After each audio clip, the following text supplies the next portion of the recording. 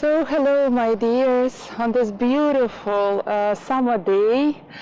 I'm greeting you from one of the most fantastic, most impressive residences of Russian Tsars from Tsarskoye Selo, or Russian village, if I translate it. Russian Tsars prefer to stay in summer in residences that were actually conceived for spending time in summer, like Peterhof, like Tsarskoye Selo.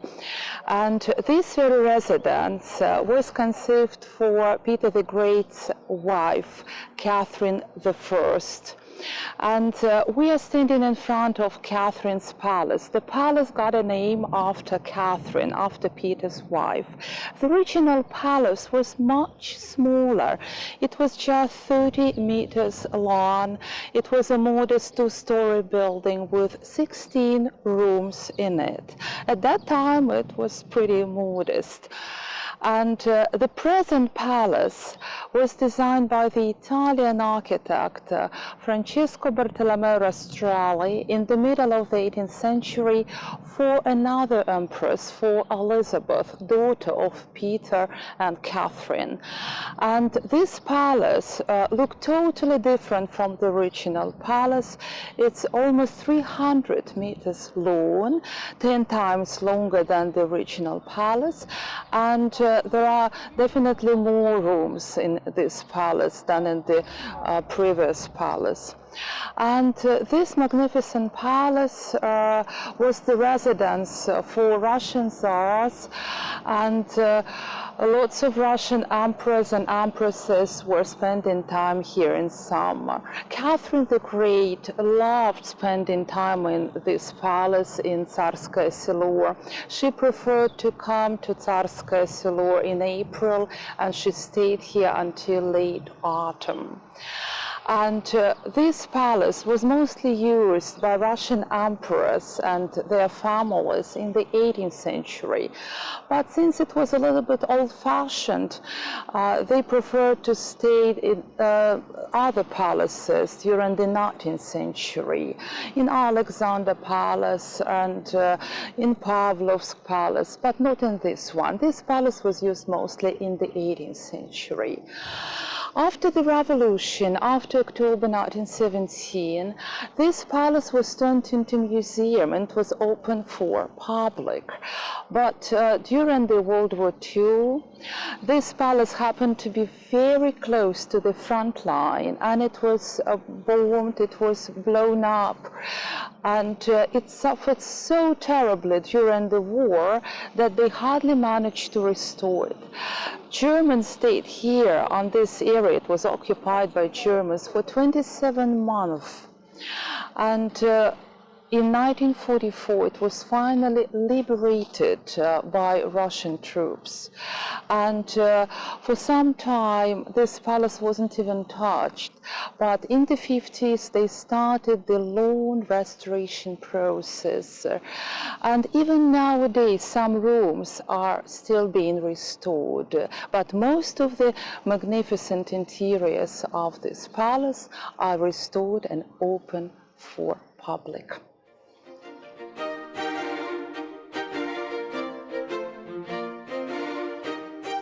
So nearby Catherine's Palace, there is a Catherine's Park. And this Catherine Park is decorated with wonderful pavilions. And one of them is Cameron Gallery, which is behind me. This Cameron Gallery was built in Greek Roman style. And Catherine the Great was really obsessed with this type of architecture. She wrote a letter to sculptor Falconet. She wrote that I would like to build a Greek-Roman rhapsody in my wonderful park. And finally she found an architect for that. It was Cameron, Charles Cameron, who came from Scotland. Charles Cameron was a specialist in this kind of style, and she even wrote a book about ancient style. And he created this wonderful pavilion. Cameron Gallery looks like a Parthenon, like a Greek temple on the hill. Though it's of the same height as the Catherine Palace, it looks a little bit higher than the palace even. And this pavilion is decorated with 44 pillars. On the top there is a gallery, and when Catherine the Great was asked what for this gallery was created, she answered, for philosophical talks and discussions. And the ground floor of this Cameron Gallery was for court ladies. They were living here, and now it's used for temporary exhibition. If you look attentively, you would see that this ground floor is decorated in a special way. It was decorated with Pudast stone. Pudast stone was mined in a small village in the suburb of St. Petersburg that is called Pudast, and the name of the stone is Pudast stone. It was used for the decoration of the pavilion. And from this pavilion, guests were able to see theater productions and wonderful fireworks.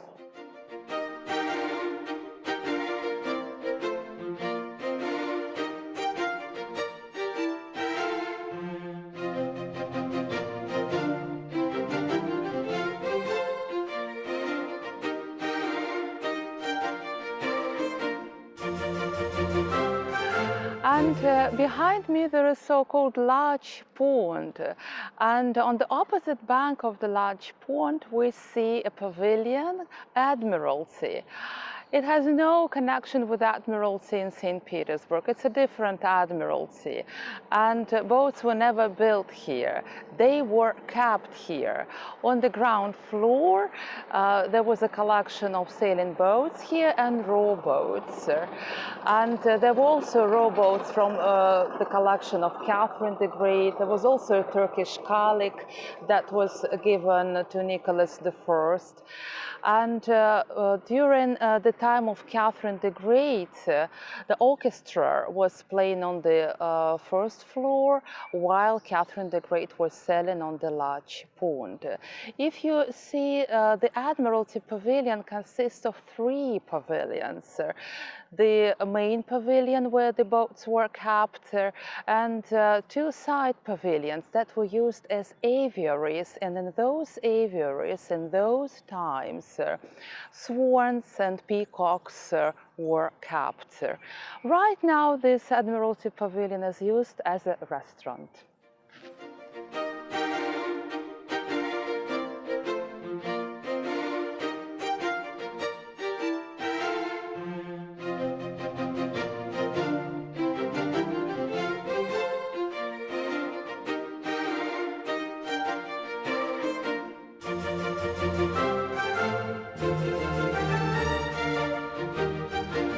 And this marvelous pavilion behind me is called grotto. Grotto is a part of any regular park in that time of the 18th century. And this pavilion, grotto, was designed originally by Rastrelli, the same architect who created the palace, but completed by another architect, Rinaldi. And according to Rastrelli plan, a grotto inside was decorated with seashells. But later it was redecorated by Antonio Rinaldi in a different way. It became a morning hall, and beautiful antique sculptures and busts were kept here. And one of those antiquities was very famous. It was a Crouching Boy by Michelangelo that was kept here as well during the times of Catherine the Great. Now the Crouching Boy is in the Hermitage in St. Petersburg. And later, after the death of Catherine the Great, when Paul became the emperor, he took some valuable items from this pavilion and brought them to another palace in Gatchina. And right now, this pavilion is used as a small concert hall with a choir, and they were singing mostly classical songs for tourists.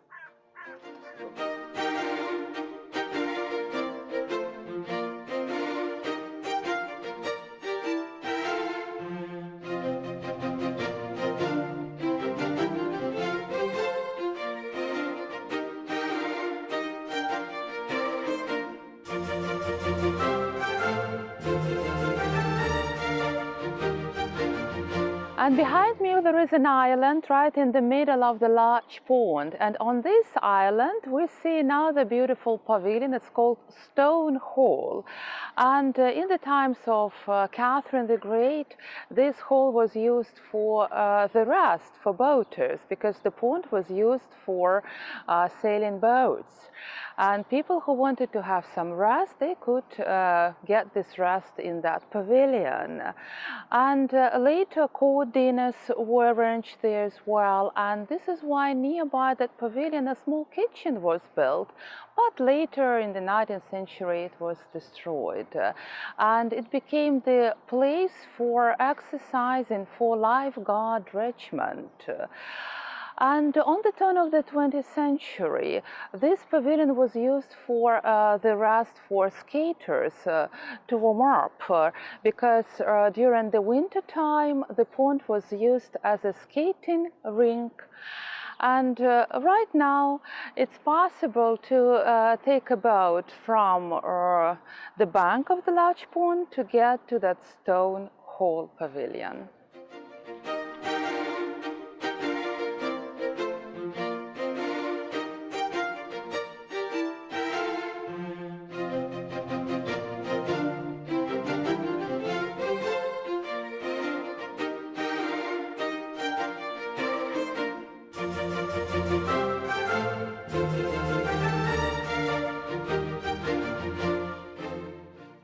And behind me we see so-called Chesma column. The Chesma column commemorates Russian victory over Turkey, and this battle took place in Chesma Bay on the 26th of June in 1770. The whole Turkish fleet was entirely burned, and that was really a great victory of Russian fleet over Turkey in that war. And we had several campaigns, also Turkish campaigns, and most of them were really successful for Russia. In 1771, the architect Rinaldi designed this column, and on the top of the column we see an eagle. Eagle represents a part of Russian coat of arms, so it's Russia, and the eagle is trampling over the crescent moon that represents Turkey. And the column is decorated with rostrals. Rostrum, it's a Latin word. It means a prow of a ship. And you see that these rostrums are decorative.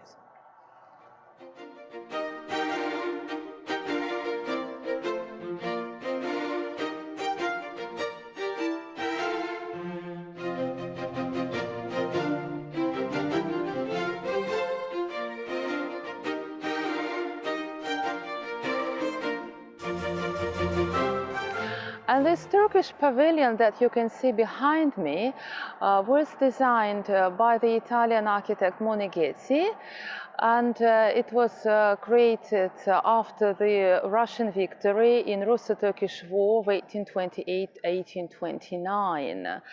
It commemorates Russian victory in this war, this beautiful pavilion, and you see a lovely golden dome and a minaret, and inside it was decorated in Moorish style. During the World War II, this pavilion was really badly damaged, and it was restored after the war for visitors.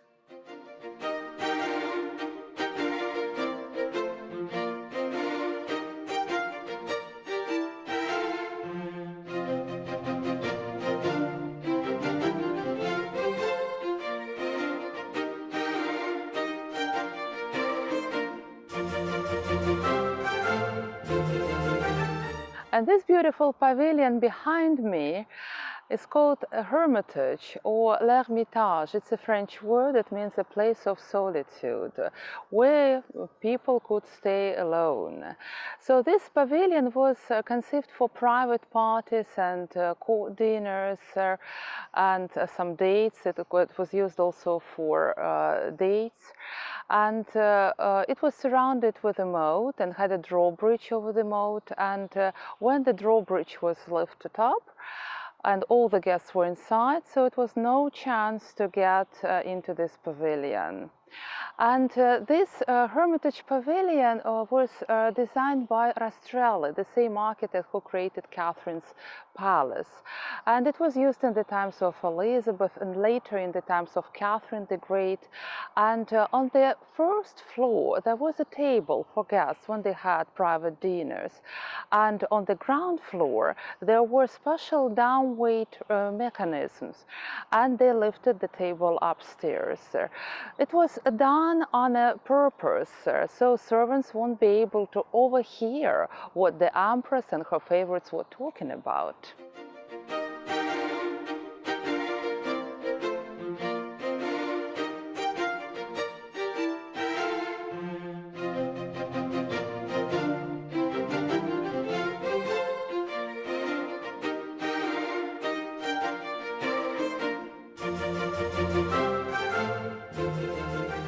And this is the last pavilion that I wanted to show you in this beautiful Catherine's Park. We are now in the regular part of Catherine's Park. And here we see the mirror pond, and just behind the mirror pond, there is an upper bath pavilion. That was used as the bath pavilion until the middle of the 19th century. And inside of this pavilion, there were several rooms. There was the bath itself, there was a dressing room, and there was a sauna. And during the World War II, this pavilion was badly damaged, and later it was restored. But now it's closed, so it's not the bath pavilion anymore.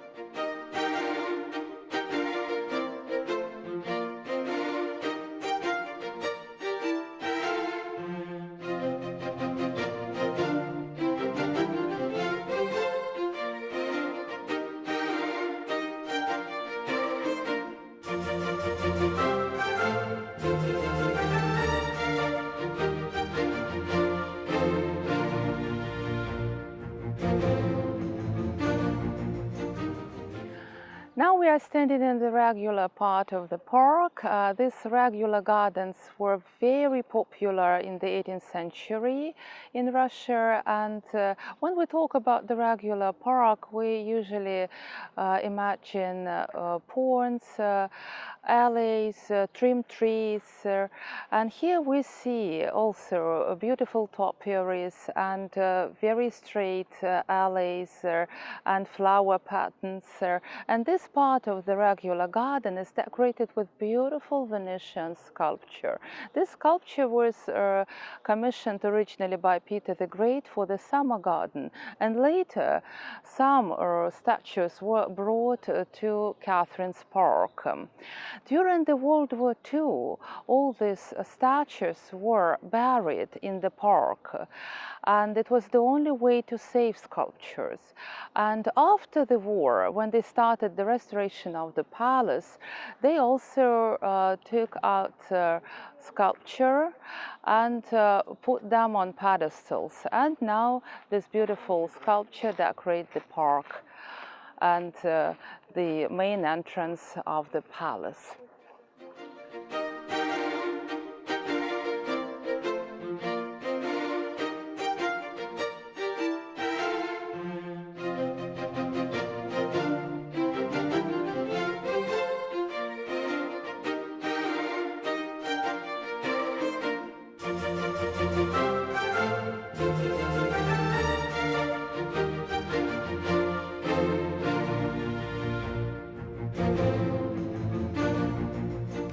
And now we are finishing our tour nearby the palace, nearby Catherine's Palace, and you see behind me golden domes of the home chapel.